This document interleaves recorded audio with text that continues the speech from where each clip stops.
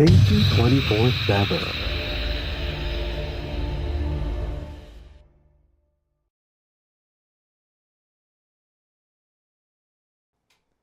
Hello and welcome to JC24-7. This is the month of May.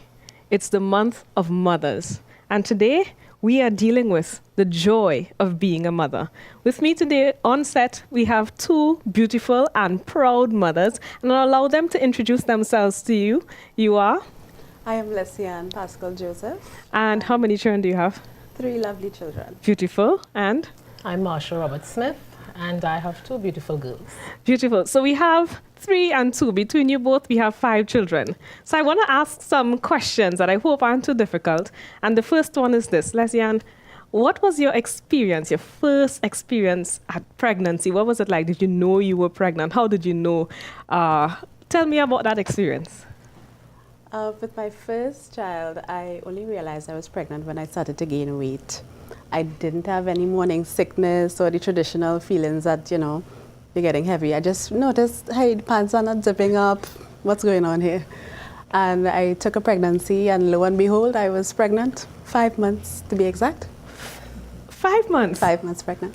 Oh, but you had a wonderful start. I know of women who, from the beginning to end, are completely sick. What about you? What was your first experience like? My first experience, I knew basically immediately when I couldn't stand the smell of my husband's favorite perfume.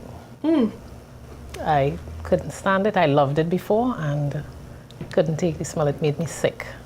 All so right. That's how I knew something was wrong. Something was different, yeah. All right. And what was your reaction like? Were you happy? Were you both happy at knowing that you were pregnant? Were you sad? Did you hope that it wasn't this time? What was it like? Well, I wasn't expecting it, so I had mixed feelings. I was happy that I was having a baby, but then I was worrying, how good of a mother would I be? So I had mixed feelings. Okay. I was ecstatic. Okay. Yeah. Okay. All right. Well, there is this part of pregnancy that most women don't really like, and that's the whole weight gain issue. Actually, just recently, I had a friend who was complaining to us that somebody said she looked fat, and she's presently pregnant. So talk to us about weight gain. What is that like? How do you deal with the extra weight? And not only the extra weight, but not in terms of fat only, but also now you have in front of you extra weight. How do you deal with that? Did you deal, yeah? I enjoyed knowing that, another human being was growing inside of me. That always gave me joy. And I would enjoy feeling the little butterfly movements inside. You do feel a bit clumsy, but you get over it as you get into your 3rd trimester. Okay. It was good. Marsha? I had basically the same feeling. I did not gain any weight with my first baby. Lovely. So that was great. Because of how excited I was, it was just a wonderful feeling. I used to call my tummy Peach Blossom. Oh. So every time the baby moves, I would talk with her, and it was just a really, really beautiful experience. Okay. Really beautiful experience. Just to touch a little bit on the touchy part of it. Well, you said you didn't gain any weight during the pregnancy. No. How was losing weight after pregnancy? What was that like? Did it happen, as they say, as you breastfed, or did it take some time? How was it like? I think my weight loss was pretty quick. As you breastfeed, yes, you lose the weight. I breastfed for as long as 6 months. Okay. So that did help. And of course, the old school way, you ban your belly. So as soon as I was out of the hospital, that belly was banned up. Okay. So that helped a lot. Lovely. And well, both of you look well after pregnancy. There are some people who still can't lose the weight and, Let's talk about the hard parts. Birth, labor pains. Most women, even myself, I haven't had any children as yet, but there's this sort of a knowledge that you know what's going to happen. Talk to us about your labor and tell us, Marsha, what was it like? What happened in the room, if you could remember? Well, my first baby, I had an emergency C-section. Okay. So, of course, I was out of that. The pain was excruciating after. People say C-sections are the easy part. I don't think so, because when you have a baby normally, I heard you get back to normal very quickly. That didn't happen with you? No, that didn't happen. It takes weeks to be able to do anything properly after you have a C-section. Okay. In the room with me, well, of course, I had the surgeons and then my husband. He was very active, very actively making a video of the entire process. He after, was standing, the video was not... Oh, no, it wasn't directly. It was kind of behind the surgeons. And I remember looking at it after and asking him where exactly the camera was pointing, because the whole thing was shaky, you know. So I guess he had his little bit of excitement in the back there as well. But the experience of itself, it wasn't too bad. All right, Leslie-Ann? I would liken with pain as to getting cut with a blunt object. My first delivery, my husband was not with me, so I basically went on my own. With the next two, I told him, I said, you better get yourself in here. So for the last two, he did come into the room. We did Lamar's classes together. So it was a good bonding experience for him, and it did give me a lot of support whilst I was in the delivery room. So to me, it made it easier. The last two pregnancies, the last two deliveries were a lot easier mentally to deal with. Okay, so you both had labor pains. You know, there are some people, they hardly have any pain. I've heard of women who sneeze and the baby comes out, and I don't know if that is true. but at least you bore your pain, and you have come through. So the question now is, was the pain worth it? Definitely, definitely. Do you look at those babies and say, you caused me a lot of pain? Just remind them, you know. You do. You do. You know, make mommy proud. Lovely, lovely. All right, well, tell me something. After the whole birth process and you have your newborn babe in your arms, you're going home. Do you at that point begin to think, okay, how am I going to be a mom? Discipline? Am I going to be old school? How do you go through the process of deciding what kind of mom you will be and then putting that into practice? Wow, I don't think anybody decide what kind of mom they would be before, because babies come kind of like a surprise to you. You think they'll be these cute little bundles of joy, and they're so different. They do exactly what they want, when they want, so you can really plan absolutely nothing. You think, okay, my baby's going to be really quiet because my husband is quiet, I was quiet, and you end up with a baby who cries for everything. So for me, my husband was very, very instrumental in teaching me how to be a good mother, actually, because he's very patient. And so he would talk to the babies right through. He spoke with them constantly. If he's going to pick up the babe, he would call the child by name and say, I'm going to pick you up. And I believe that practice ingrained in the child the response to the voices of the parents. So my voice and my husband's voice usually would soothe the baby. All right. Leslie-Ann, how was it with you? I think we tend to take what we know as children growing up, the way our parents disciplined us and certain things. So I think that predominantly shapes us as parents, how we were parented. So I think basically you know how you are going to treat with your children on certain issues. Okay. Well, this question may be a little controversial, who knows? But how do you see your role as being a mother and mothering? How is it different? How do you think it's different from being a father and how a father would father his children? How do you see the difference? I think the difference lies in the whole process. The mother is the one that has this baby growing in her, and to me that forms a bond.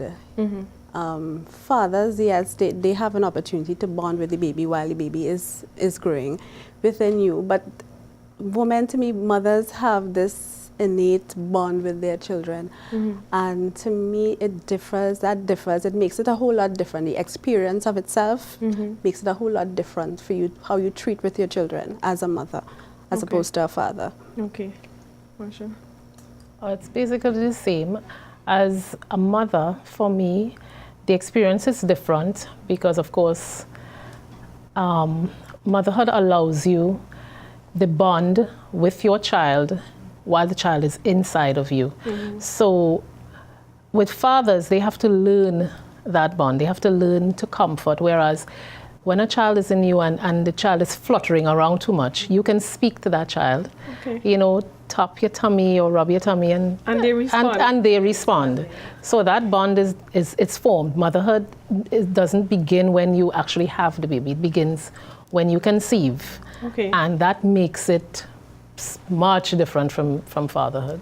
Well, I just want to talk a bit about, you know, some of the dark side, some things that happen, you know, during life. And so, Marsha, you are with us today, and you would have experienced the death of your husband. Tell us what it's like now being a single parent, having known what it's like to have extra help, and now you're on own. What is it like? Extremely scary for me. My husband was my rock.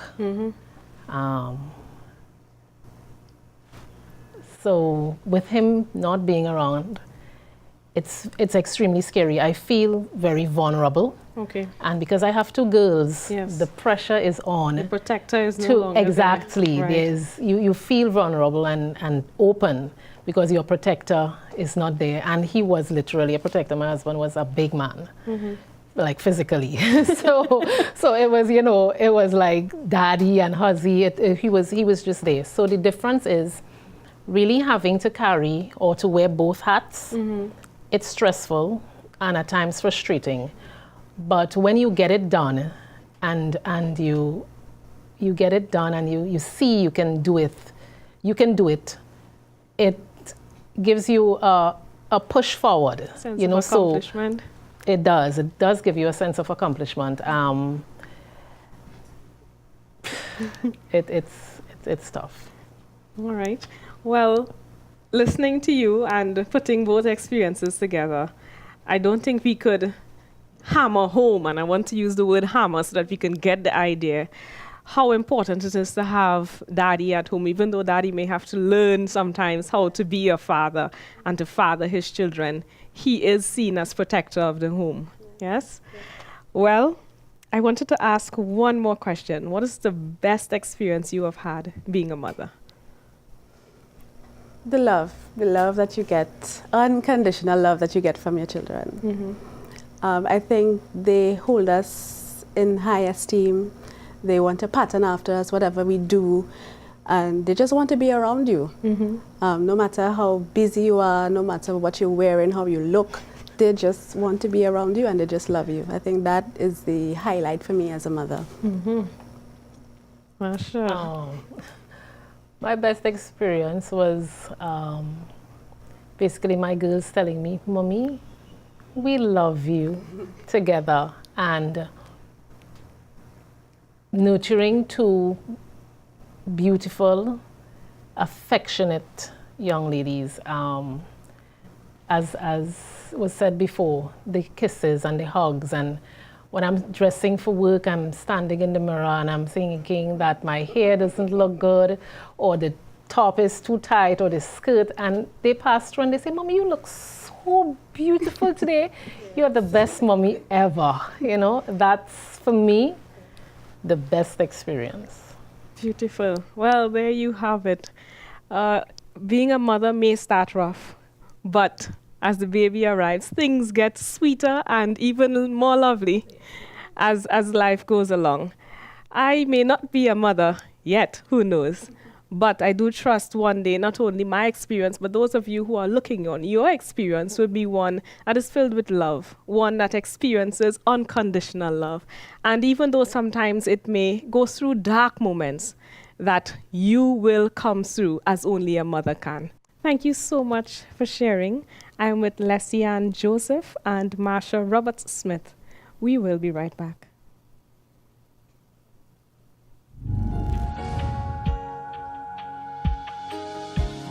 Into your arms, I'm drawing near again to dwell with you. It's my only heart's desire. It's my only heart's desire.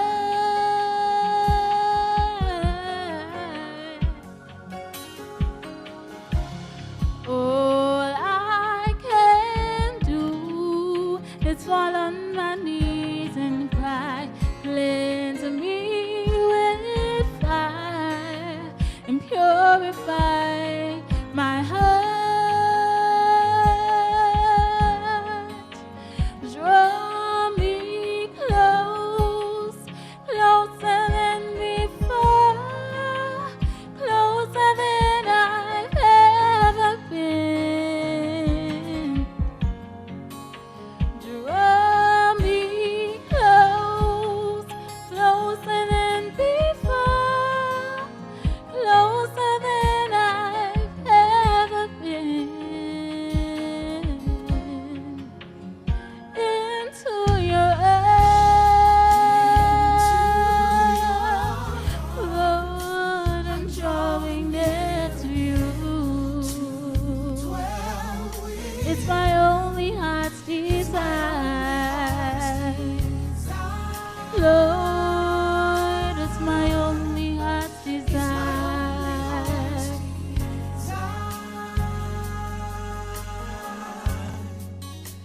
All I can do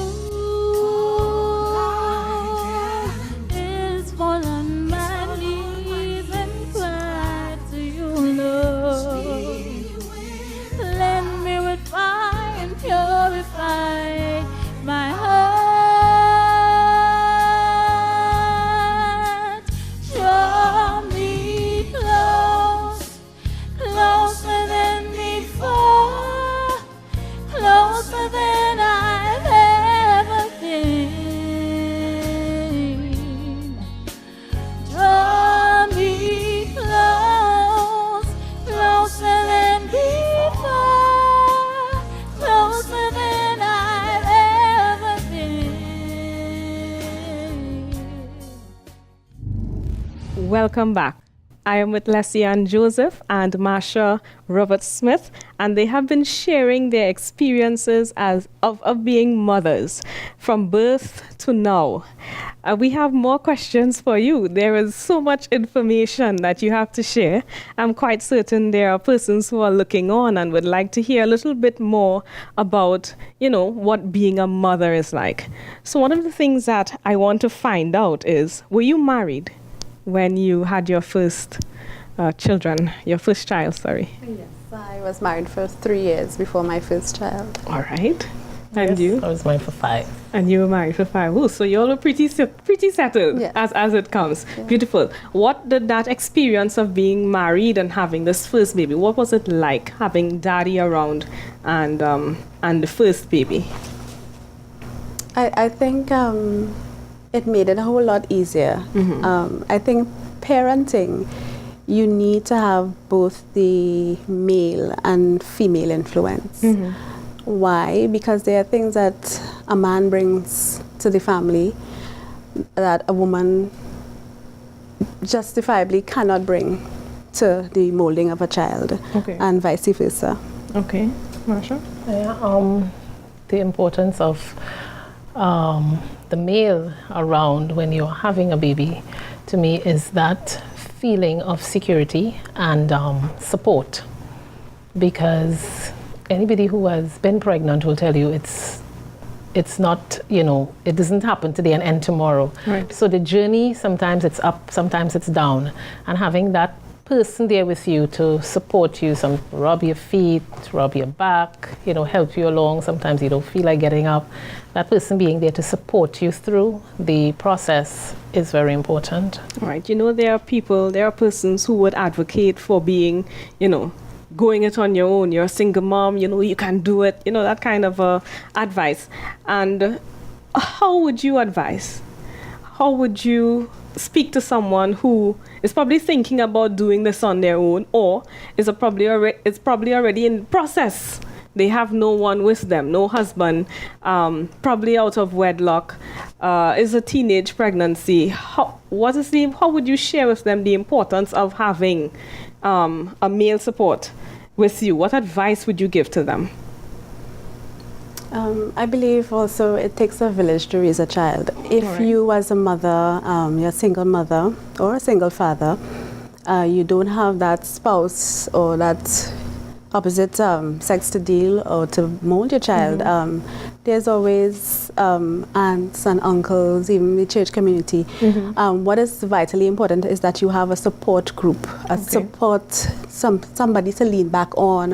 If it's not an individual, then a group of people to lean back on. But it is vital for the holistic development of your children to have a support system in place for your children. Of course, it's ideal to have both parents, and most people, when they get pregnant, do intend to do it by themselves. Right. But due to circumstances, you are thrown or placed in a situation where you're by yourself. And you can do it with God's support and His guidance. You can do it. However, having a support system, earthly support system, is very important. And choosing who you expose yourself and your child to is, of course, very important. So if you, my advice will be, if you do not have the child's father around, find or seek another positive male influence to expose both your male and female children, to have a positive male influence to expose them to. Well, coming on the heels of that question, how important is it to have a male around for the growth of that child, for the raising of that child in terms of who they would turn out to be and, some of what they would believe, etc.? How important is it? Or probably I should ask, how important are your husbands both in who your children are? For me, as I said before, my husband was an integral part of raising the children. He did not want boy children. He wanted girl children. He said boys were hard to raise. And for me, having your husband around, or having a male influence around, especially in dealing with girls, because I have girls, it teaches them how they should be treated. It teaches them what to expect from a future partner. And it teaches them also that it is important to have a male around, because God designed it as such that males are the providers and they are the protectors. We are the nurturers. So you can nurture as much as you will. If you don't feel secure within that environment, the nurturing will not be enough. So having a male around is extremely important for that sense of protection and being able to accomplish through the provisions they would offer. Especially with boys, you would find that they need somebody to pattern themselves after. To me, the father is the first role model that a boy sees. Right? They look up to them, what they enjoy, they want to take part in it also. And it sort of molds their whole outlook on life, their values, the way they treat with issues, how to treat with young ladies, how to treat with girls, because I have two girls. And sometimes if my son gets out of place, he will say, my husband will say to him, no, this is not the way you treat girls. This is not the way you treat with young ladies. And to me, that sets a tone for him, how to behave with the opposite sex, how to behave as a male. So I think having a male in the family, a positive male influence, is very important. Right, and we talked just a little about God. And when we look through scripture, we see there are quite a few instances, especially the one where the Bible says that a mother will not forget her suckling child, and God is saying to Israel, basically, I'm even better than that. I'll not forget you. So God using, female and motherly type behaviors to explain a bit about himself. Why do you think God made the woman the mother? It may sound like a strange question, but why do you think he did that? I think he did that because he knew in the design of the woman that this is what, for the future generations, this is what they need. This is what they need to be soothed, how they need to be treated with. It's hard for a woman to forget her child. Right. She may give it up for adoption. Right. She may even abort it, sad to say. But I don't think you ever forget. Right. You could ever leave that idea that you had an offspring. I don't think that is even in our makeup as females to even forget that. So I think that's why he likened himself to a mother, to a woman. Actually, you want to venture and answer that? Of course, in God's design, God created us, and he knew what he placed within us. He knew that our arms are soft and our voices can change octaves to soothe a child. And he knows the love that was placed in a woman's heart. And in bringing forth a child, that bond that you form is that same bond God forms with you when you have a relationship with him. He's our Father. And in forming us like that, being able to soothe and comfort, God placed us responsible, or holds us responsible for the children that he gave us, because he knows what he gave us to deal with these children. All right, beautiful. I have one more thing for you. If there is someone at this moment who is viewing this program and let's say is probably pregnant out of wedlock, is all alone, what word of comfort would you share with them at this time, being a mother and understanding, what they have to go through, but alone? What would you share with them? What I think is that go after your situation. Your current situation does not have to be your story. You can always move forward, progress to where you want to be in life. Having a child is not the end of the world. You're creating a whole new life, so be who you need to be, even if it's just for that child. All right. Anything? Yeah, I would say your circumstances or your situation, you're there already, and you can do it. Yes, you may need a male around to do it the way God intended for it to be done.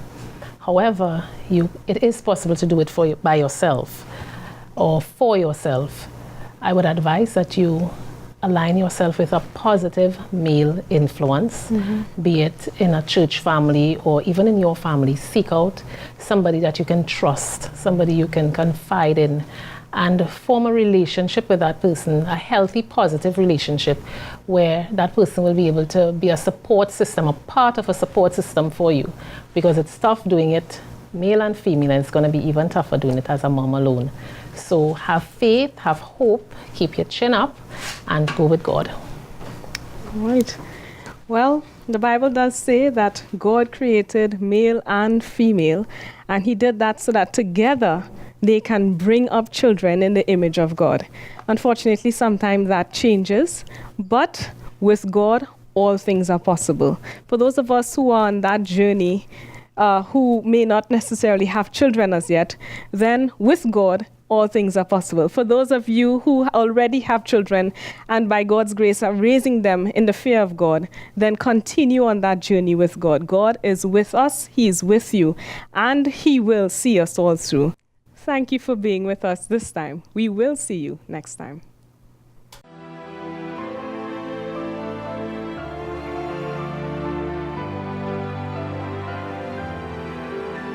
Thank you for viewing JC24/7.